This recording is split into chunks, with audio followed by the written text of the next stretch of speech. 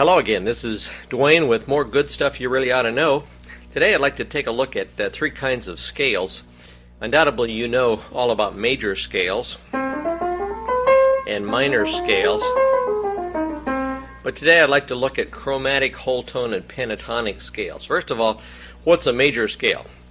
Well, it's a succession of notes that goes from the root to the octave, isn't it? And it's made up of whole steps and half steps. Some are whole steps, some are half steps. In a major scale, there's whole step, half step, then whole step, half step. If we broke that down further, we'd say it had a lower tetrachord and an upper tetrachord, right?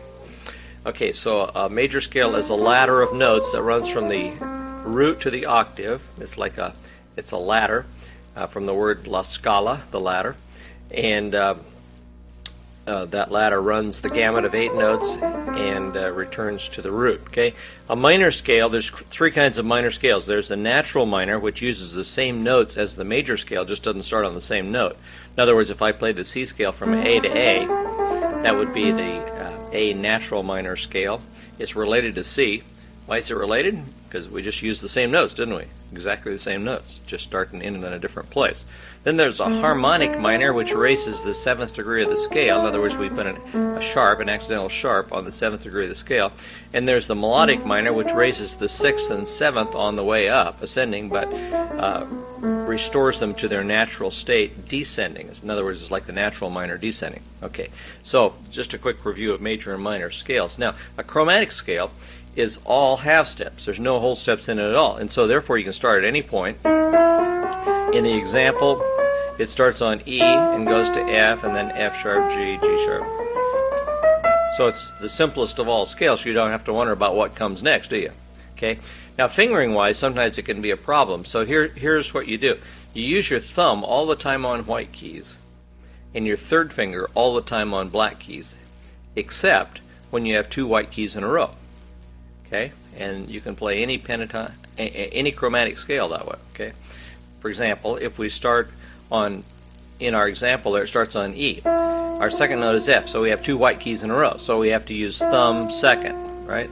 Now we can use our third finger on the black key. Now bring our thumb under to G, third finger on G sharp, thumb on A, third finger on A sharp.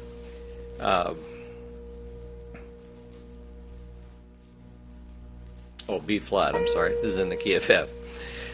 Then thumb under to B, and then we have 2 white keys in a row, so we use the second finger, third finger, thumb, second finger, third. Okay, so you can play any kind of chromatic scale starting at any note using that formula, can't you? What's the formula? Just use your thumb on white keys and your third finger on black keys, except when you have 2 white keys in a row. And of course you do in 2 instances between B and C and E and F. Okay? Now a whole tone scale is what it says it is. It's just all whole steps. In other words, if you start on C, go up to D, and up to E, because that's a whole step. Now what's a whole step above E? It's not F, is it? So you got to go up to F sharp. Whole step is G sharp. Whole step is A sharp, and a whole step above that is B sharp or C. So as we go from C to C,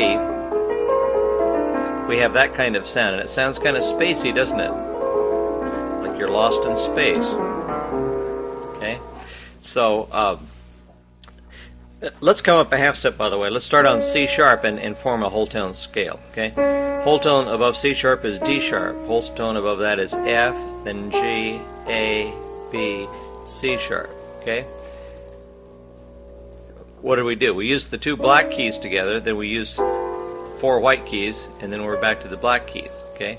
In the first scale, notice we use 3 white keys, and then we use the set of 3 black keys. Right. So in one chromatic scale, we use the 3 black keys. In the other chromatic, I don't mean chromatic, I mean whole tone scale, we use the 2 black keys that are together, C sharp and D sharp. So my point is there's only 2 whole tone scales, because if you start on D, it's the same scale as the C whole tone scale, isn't it? You're just starting a note higher. If you start up on E flat, it's the same as the C sharp whole tone scale. You see, there's only 2 possible whole tone scales. Now, can you make chords out of those? Yeah, just take every other note, and you have that kind of feeling.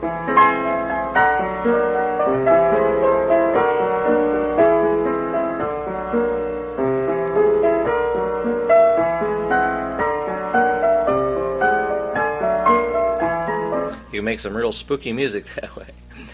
Okay, the last scale I like to look at is called the pentatonic scale. The pentatonic, penta, of course, means 5. And this is kind of an oriental scale. This is used in a lot of the Eastern cultures, and has been for years.